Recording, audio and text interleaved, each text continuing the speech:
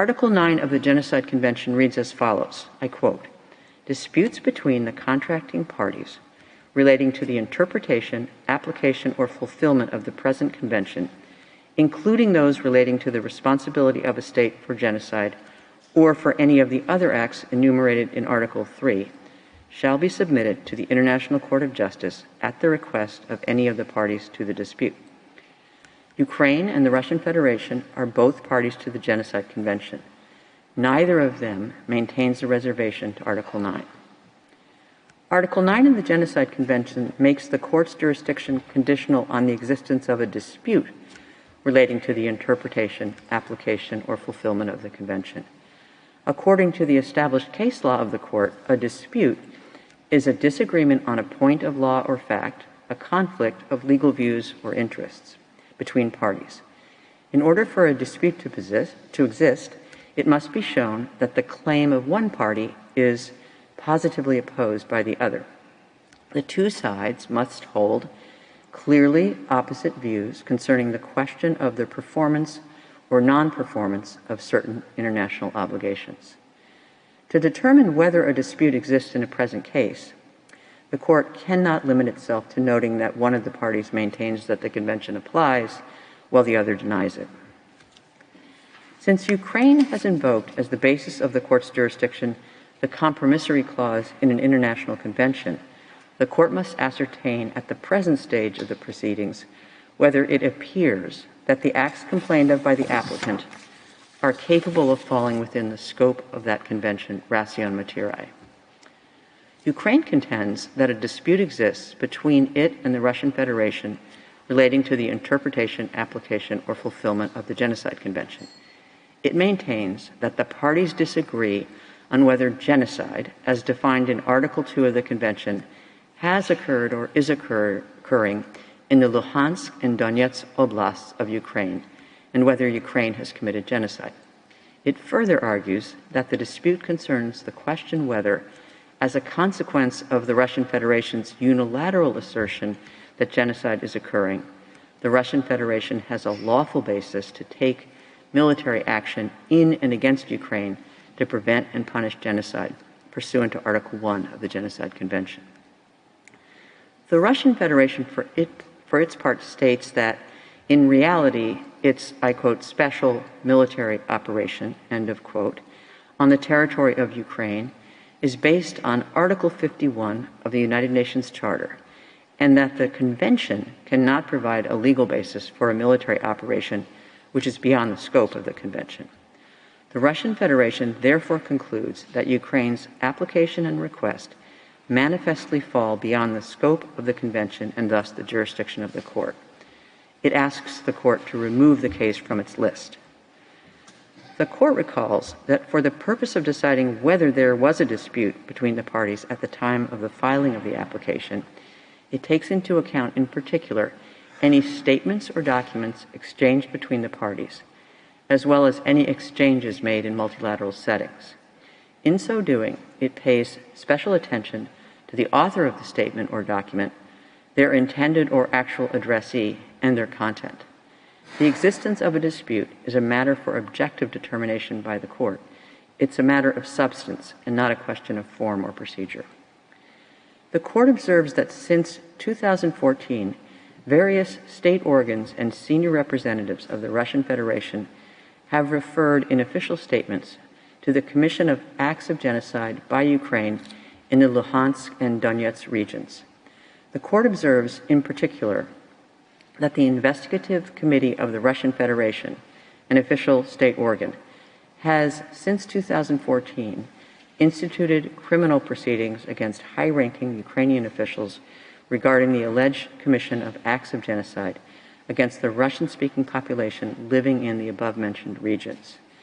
I quote, "in violation of the 1948 Convention on the Prevention and Punishment of the Crime of Genocide," end of quote. The court recalls that in an address made on 21 February 2022, the president of the Russian Federation, Mr. Vladimir Putin, described the situation in Donbass as, I quote, "horror and genocide, which almost 4 million people are facing," end of quotation. By a letter dated 24 February 2022, the permanent representative of the Russian Federation to the United Nations requested the Secretary General to circulate as a document of the Security Council the, I quote, text of the address of President of the Russian Federation, Vladimir Putin, to the citizens of Russia, informing them of the measures taken in accordance with Article 51 of the Charter of the United Nations in exercise of the right of self-defense. End of quotation.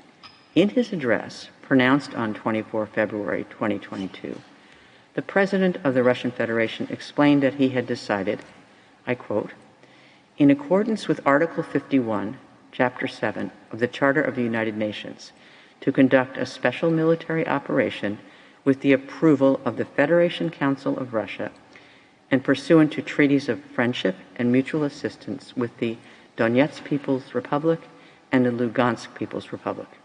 End of quotation.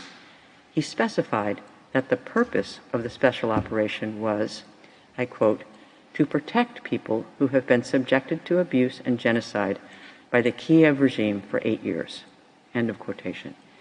He stated that the Russian Federation had to stop a genocide against millions of people and that it would seek the prosecution of those who had committed numerous bloody crimes against civilians, including citizens of the Russian Federation.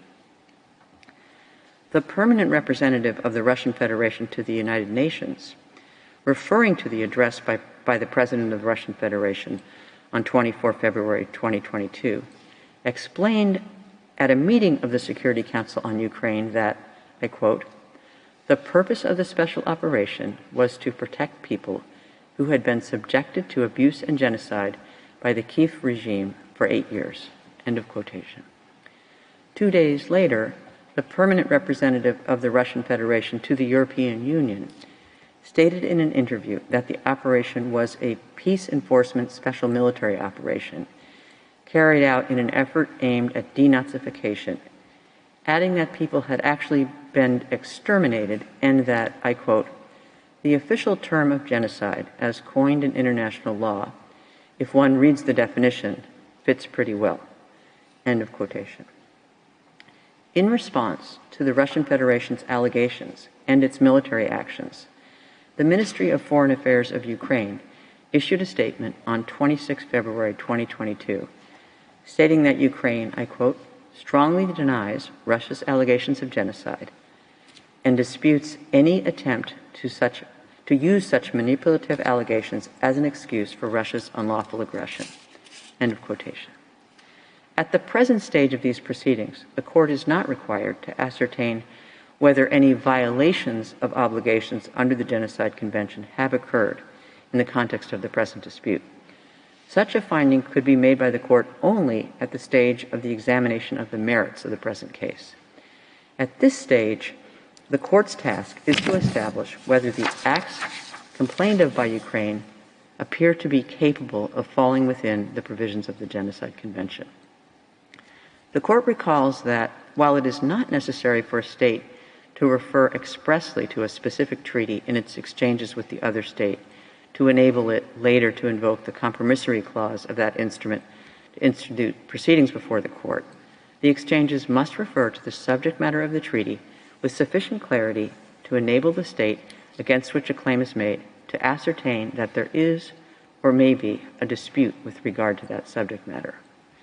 The court considers that in the present proceedings, the evidence in the case file demonstrates prima facie that statements made by the parties referred to the subject matter of the Genocide Convention in a sufficiently clear way to allow Ukraine to invoke the compromissory clause in this instrument as a basis for the court's jurisdiction.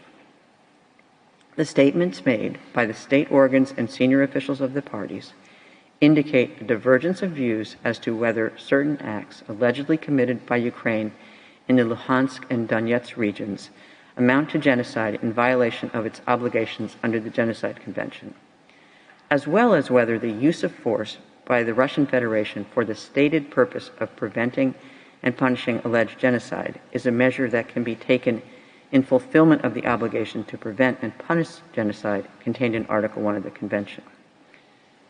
In the court's view, the acts complained of by the applicant appear to be capable of falling within the provisions of the Genocide Convention.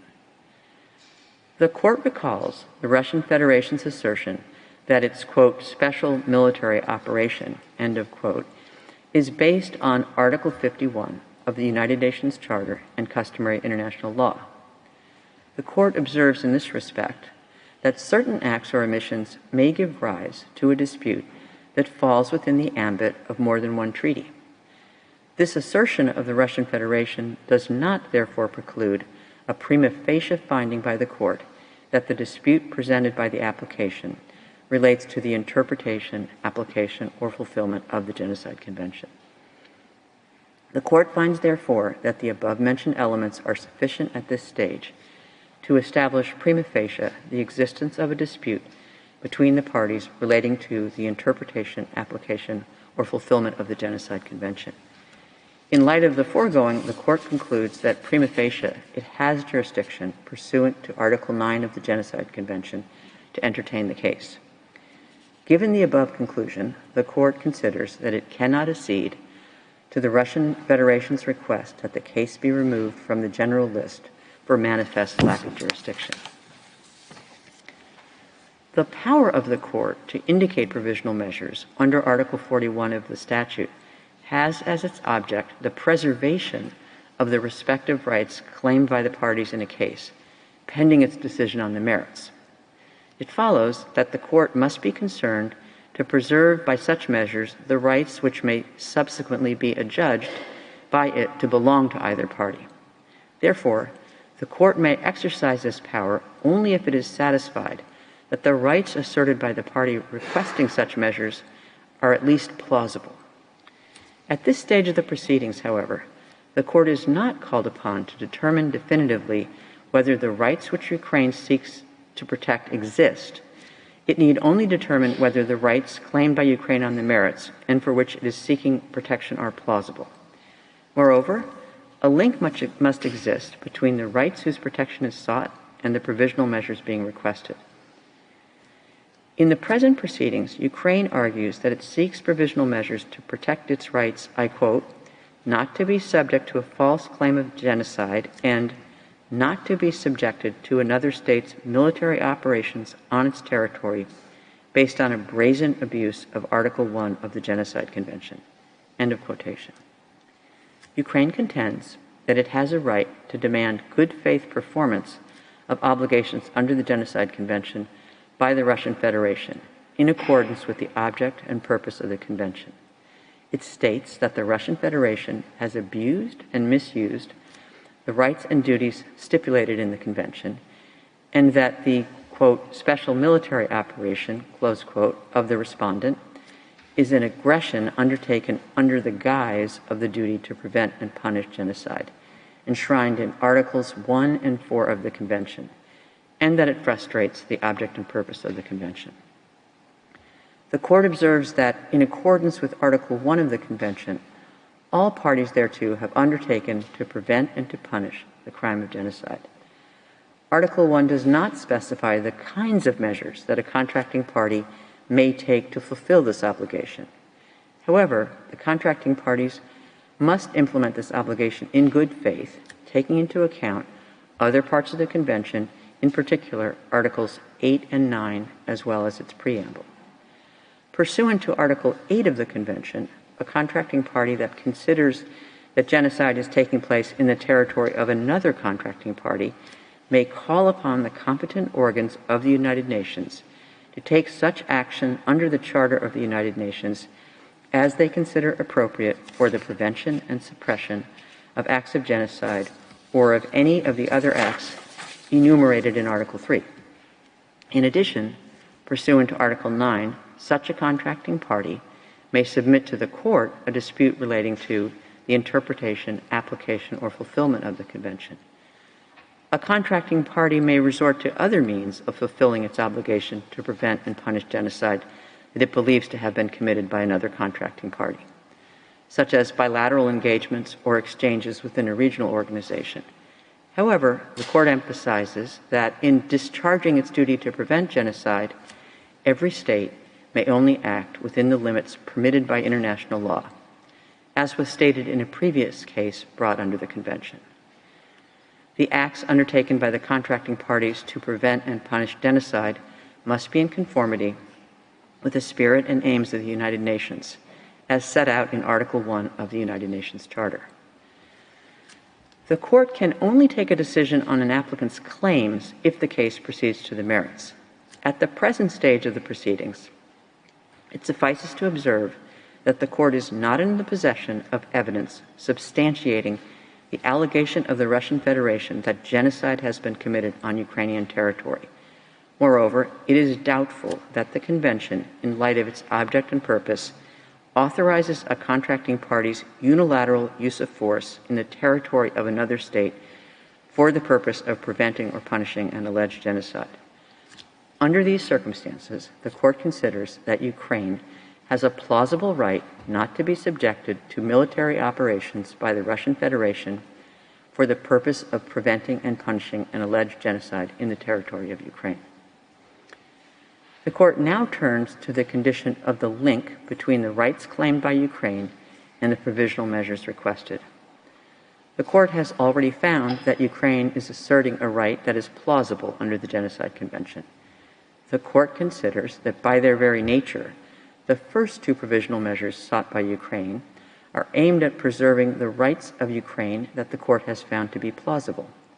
As to the third and fourth provisional measures requested by Ukraine, the question of their link with that plausible right does not arise, insofar as such measures would be directed at preventing any action which may aggravate or extend the existing dispute or render it more difficult to resolve, and at providing information on the compliance with any specific provisional measure indicated by the Court.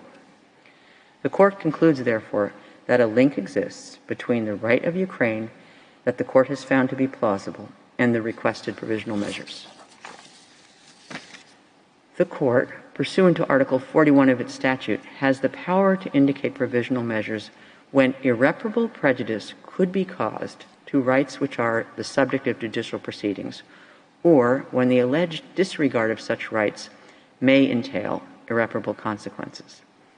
However, the power of the Court to indicate provisional measures will be exercised only if there is urgency, in the sense that there is a real and imminent risk that irreparable prejudice will be caused to the rights claimed before the Court gives its final decision. The condition of urgency is met when the acts susceptible of causing irreparable prejudice can occur at any moment before the Court makes a final decision in the case. The Court must therefore consider whether such a risk exists at this stage of the proceedings. The Court is not called upon, for the purpose of its decision on the request for indication of provisional measures, to establish the existence of breaches of obligations under the Genocide Convention, but to determine whether the circumstances require the indication of provisional measures for the protection of the right found to be plausible. It cannot at this stage make definitive findings of fact, and the right of each party to submit arguments in respect of the merits remains unaffected by the Court's decision on the request for the indication of provisional measures. Having previously determined that Ukraine can plausibly assert a right under the Genocide Convention, and that there is a link between this right and the provisional measures requested, the Court now considers whether irreparable prejudice could be caused to this right and whether there is urgency, in the sense that there is a real and imminent risk that irreparable prejudice will be caused to this right before the Court gives its final decision. The Court considers that the right of Ukraine that it has found to be plausible is of such a nature that prejudice to it is capable of causing irreparable harm. Indeed, any military operation, in particular one on the scale carried out by the Russian Federation on the territory of Ukraine, inevitably causes loss of life, mental and bodily harm, and damage to property and the environment. The Court considers that the civilian population affected by the present conflict is extremely vulnerable. The, quote, special military operation, end of quote, being conducted by the Russian Federation has resulted in numerous civilian deaths and injuries. It has also caused significant material damage, including the destruction of buildings and infrastructure. Attacks are ongoing and are creating increasingly difficult living conditions for the civilian population. Many persons have no access to the most basic foodstuffs, potable water, electricity, essential medicines, or heating. A very large number of people are attempting to flee from the most affected cities under extremely insecure conditions. In this regard, the Court takes note of the 2 March 2022 resolution of the General Assembly of the United Nations, which inter alia, I quote, expresses grave concern at the reports of attacks on civilian facilities such as residences, schools, and hospitals, and of civilian casualties including women, older persons, persons with disabilities, and children, recognizes that the military operations of the Russian Federation inside the sovereign territory of Ukraine are on a scale that the international community has not seen in Europe in decades, and that urgent action is needed to save this generation from the scourge of war, condemns the decision of the Russian Federation to increase the readiness of its forces, and expresses grave concern at the deteriorating humanitarian situation in and around Ukraine, with an increasing number of internally displaced persons and refugees in need of humanitarian assistance. End of quotation. In light of these circumstances, the Court concludes that the disregard of the right deemed plausible by the Court could cause irreparable prejudice to this right, and that there is urgency in the sense that there is a real and imminent risk that such prejudice will be caused before the Court makes a final decision in this case. The Court concludes, on the basis of all of the above considerations, that the conditions required by its statute for it to indicate provisional measures are met. It is therefore necessary, pending its final decision, for the Court to indicate certain measures in order to protect the right of Ukraine that the Court has found to be plausible. The Court recalls that it has the power under its statute, when a request for provisional measures has been made, to indicate measures that are in whole or in part other than those requested. Article 75, paragraph 2 of the Rules of Court specifically refers to this power of the Court. The Court has already exercised this power on several occasions in the past. In the present case, having considered the terms of the provisional measures requested by Ukraine and the circumstances of the case, the Court finds that the measures to be indicated need not be identical to those requested. The Court considers that, with regard to the situation described above, the Russian Federation must, pending the final decision in the case, suspend the military operations that have commenced on 24 February 2022 in the territory of Ukraine. In addition, recalling the statement of the permanent representative of the Russian Federation to the United Nations that the, I quote, Donetsk People's Republic and the Lugansk People's Republic, end of quotation, had turned to the Russian Federation with a request to grant military support. The Court considers that the Russian Federation must also ensure that any military or irregular armed units which may be directed or supported by it, as well as any organizations and persons which may be subject to its control and direction, take no steps in furtherance of those military operations. The Court recalls that Ukraine also requested it to indicate measures aimed at ensuring the non-aggravation of the dispute with the Russian Federation. When it indicates provisional measures for the purpose of preserving specific rights, the Court may also indicate provisional measures with a view to preventing the aggravation or extension of the dispute if it considers that those circumstances so require. In the present case, having considered all the circumstances, in addition to the specific measures it has decided to order, the Court deems it necessary to indicate an additional measure directed at both parties and aimed at ensuring the non-aggravation of the dispute. The Court further recalls that Ukraine requested it to indicate a provisional measure directing the Russian Federation to provide a report to the Court on measures taken to implement the Court's order on provisional measures 1 week after such order, and then on a regular basis to be fixed by the Court. In the circumstances of the present case, however, the Court declines to indicate such a measure.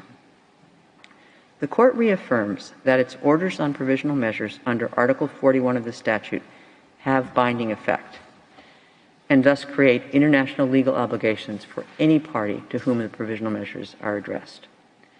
The Court further reaffirms that the decision given in the present proceedings in no way prejudices the question of the jurisdiction of the court to deal with the merits of the case or any questions relating to the admissibility of the application or to the merits themselves. It leaves unaffected the right of the governments of Ukraine and of the Russian Federation to submit arguments in respect of those questions. For these reasons, the Court indicates the following provisional measures. By 13 votes to 2, the Russian Federation shall immediately suspend the military operations that it commenced on 24 February 2022 in the territory of Ukraine. In favor, President Donahue, Judges Tomka, Abraham, Benuna, Yusuf, Sebutinde, Bandari, Robinson, Salam, Iwasawa, Nolte, Charlesworth, Judge Ad hoc Daudet. Against, Vice President Gevorgian, Judge Shui. By 13 votes to 2, the Russian Federation shall ensure that any military or irregular armed units which may be directed or supported by it, as well as any organizations and persons which may be subject to its control or direction, take no steps in furtherance of the military operations referred to in point 1 above. In favor, President Donahue, Judges Tomka, Abraham, Benuna, Yusuf, Sebutinde, Bandari, Robinson, Salam, Iwasawa, Nolte, Charlesworth, Judge Ad hoc Daudet. Against, Vice President Gevorgian, Judge Shui. 3. Unanimously, both parties shall refrain from any action which may aggravate or extend the dispute before the court or make it more difficult to resolve. I shall now call upon the registrar to read the operative part of the order in French. Par ces motifs, la Cour indique à titre provisoire les mesures conservatoires suivantes. 1. Par 13 voix contre 2. La Fédération de Russie doit suspendre immédiatement les opérations militaires qu'elle a commencées le 24 février 2022 sur le territoire de l'Ukraine. Pour Madame Donoghue, présidente, Messieurs Tomka, Abraham, Benuna, Youssouf, Madame Sebutinde, Messieurs Bandari, Robinson, Salam, Iwasawa, Nolte, Madame Charlesworth, juge, Monsieur Daudet, juge ad hoc. Contre, Monsieur Gevorgian, vice-président, Madame Chouet, juge. 2. Par 13 voix contre 2. La Fédération de Russie doit veiller à ce qu'aucune des unités militaires ou unités armées irrégulières qui pourraient relever de son autorité ou bénéficier de son appui, ni aucune organisation ou personne qui pourrait se trouver sous son contrôle ou sa direction ne commettent d'actes tendant à la poursuite des opérations militaires visées au point 1 ci-dessus. Pour Madame Donoghue, présidente, Messieurs Tomka, Abraham, Benuna, Youssouf, Madame Sebutinde, Messieurs Bandari, Robinson, Salam, Iwasawa, Nolte, Madame Charlesworth, juge, Monsieur Daudet, juge ad hoc. Contre, Monsieur Gevorgian, vice-président, Madame Chouet, juge. 3. À l'unanimité, les deux parties doivent s'abstenir de tout acte qui risquerait d'aggraver ou d'étendre le différend dont la Cour est saisie ou d'en rendre le règlement plus difficile. Vice President Gevorgian appends a declaration to the order of the court. Judges Benuna and Shui append declarations to the order of the court. Judge Robinson appends a separate opinion to the order of the court. Judge Nolte appends a declaration to the order of the court. Judge Ad hoc Daudet appends a declaration to the order of the court. The text of the order is available from today in typescript. It will be available shortly on the court's website. The printed text will be available in due course.